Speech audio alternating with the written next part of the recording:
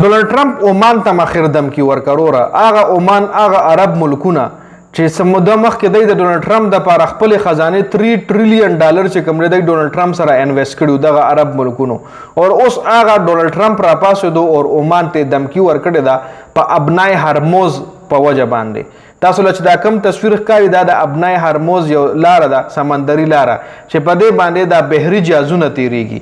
یو طرف ته ایران دی او ایران ته بالکل بل طرف ته تاسو له په سکرین باندې الریډي ښکاري عمان دی. نو ټرمپ وایي که چېرې عمان 3-5 موږ سره کوي نو په عمان باندې به موږ د ایران غوندې حملې کوو. یعنی ټرمپ چې کوم دی عمان ته دمکی ورکړوره.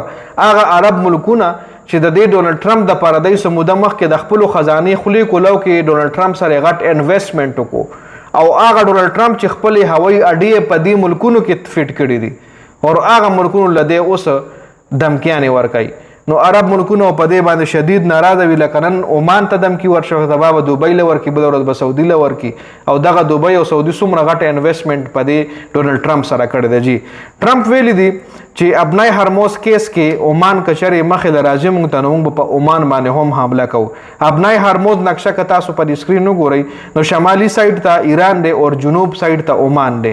دواړه کنارې ټرمپ سره هیڅ قسم اختیارات د دواړو کنارو نشته دی، خو ټرمپ دلته ناکابندي لګول غواړي، او ناکابندي لګولو مطلب دا دی چې ټرمپ په دې حصه باندې قبضه کول غواړي، او په دې کې د ټرمپ حصه شته دی نه. نو اوس ټرمپ وایي زه به ناکابندي کوم، نو که د ایران خوا لري ایران سره خو زموږ جنگ جګړې روانې دي، او که عمان هم څه خبره اتره کوي نو موږ به عمان باندې هم حملې کوو. یعنی ډېره د افسوس خبره ده چې هغه عرب ملکونه چې ګوره دی ټرمپ دپاره څومره غیرت او ټرمپ سره څومره غټ انویسټمنټ، او اوس ټرمپ راپاسېدو دی له دمکیانې ورکړې او دی په هغه لاره باندې ټرمپ قبضه کول غواړي. جي نو ډېره د افسوس خبره ده. ګوره ټرمپ چې کوم دی دا یو ډېر غټ احسان فراموش او دا سایکو غوندې دی، سات کې یو سوی سات کې بل سوی، او دا وایي نه چې د فلاني ملک ما سره څه ټیم ښه کړي دي راشه نو لږ څه لحاظ به وساتم. نه جي ډایرک وله هماغه خبرې کوي، لکه ډایرک وله دمکیانې ورکوي، ډایرک یې ذلیله کوي. لکه ټرمپ ته ډېر خلک سایکو هم وایي، د دا فیصلې داسې وي، د دا خبرې اترې داسې وي چې خلک ترې خفه وي.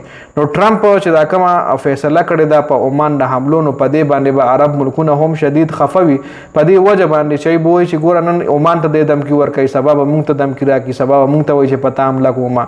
او دا هغه دوبۍ ده UAE، لکه عمان نه چې اوس موږ دوبۍ خبرو کوو نو په دې UAE کې عرب ملکونو خپل 70% ډیفنس سیسټم چې کوم دی عمدې امریکې تنصیباتو ته وقف کړو چې دوی تنصیبات محفوظ وي. او ایران په دې خفه هم دی چې په ما د ګاونډي هیوادونو نه حملې کېږي، په ما ګاونډی حملې کوي، ما سره خپل خلک چې کوم دی دوکه کوي، د خپل خلکو د خپل ګاونډي د کوره په ما باندې بمونه راځي. نو ایران په دې خفه هم دی. خیر دا اپډیټ سو ټرمپ عمان ته دمکۍ حوالې سره، دې حوالې سره ستاسو سره دا کمنټ لازمي وکړئ.